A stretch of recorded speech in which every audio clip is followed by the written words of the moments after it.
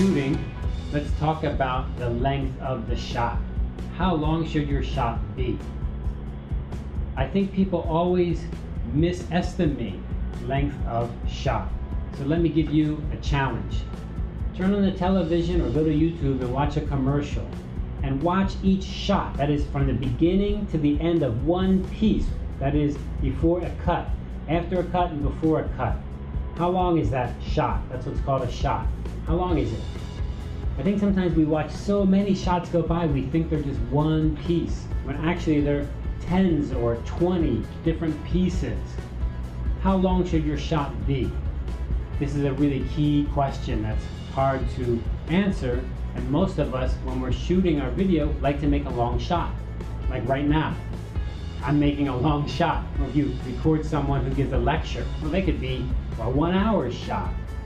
But when you watch the video, isn't that getting really boring? So a way to keep a video interesting is by having short shots. When I say short, I really mean short. Remember, my students' projects were working on 60 seconds or 30 seconds for the whole video. So if they're going to tell a story, each shot has to be, what, 20 seconds? That's pretty long. 10 seconds? It's getting better. 5 seconds? That's even better. That should be our target. So watch a video on YouTube that's a commercial, or watch a film preview, the coming soon films, right? And watch how many shots are there in just 30 seconds or in 10 seconds. Or do this, count the shots. Watch it and say 1, 2, oh, they changed already. 1, oh, they changed already. 1, oh, they changed already. Probably every second or every 2 seconds, they have a new shot. It really keeps it interesting, keeps it exciting, and stops people from really getting bored. So when you're shooting your video, that is before you even edit it, try to keep the shots short. This will also help your editing, because you won't have these long shots that you need to cut into very small pieces, which can be very tedious and hard. It also makes your file size big. By having a short shot, it keeps your file size short and makes your editing easier. So when you're shooting, the way you do that is you say action, and the person does the action, and you say cut very quickly. You should be following your shot schedule, your shot list. You should be following your storyboards, and the storyboards will give you an idea. Follow those and don't let the shot be too long. So I want to follow my own advice, and I don't want to let this shot be too long. So let's move on to the hardware table.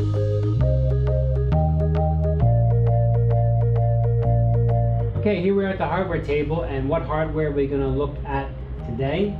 Well, I don't have any hardware to show you this time, but I want to show you something about hardware, and that is be careful to not break your hardware. When I was studying filmmaking for the very first time, way back in 1980 something, 1983, I remember we borrowed our cameras, we borrowed the lights from the school art department. We went out to have a shoot. We even had a cameraman, a sound man. I was director. And the cameraman, he was all ready with the camera, and he tripped. He tripped over a wire, fell down, and almost broke a very expensive camera. That's easy to happen. He was a very responsible person, but stuff happens, remember? You can't really control it. So what's my advice on this? My advice is maybe you should use equipment that's not expensive.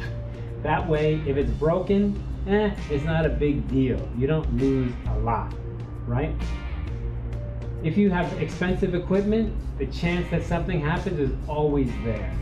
Your equipment could be dropped, it could get wet, it could just be broken because it's getting old, but now it seems like it's your fault. It could be stolen. That's very common in some places.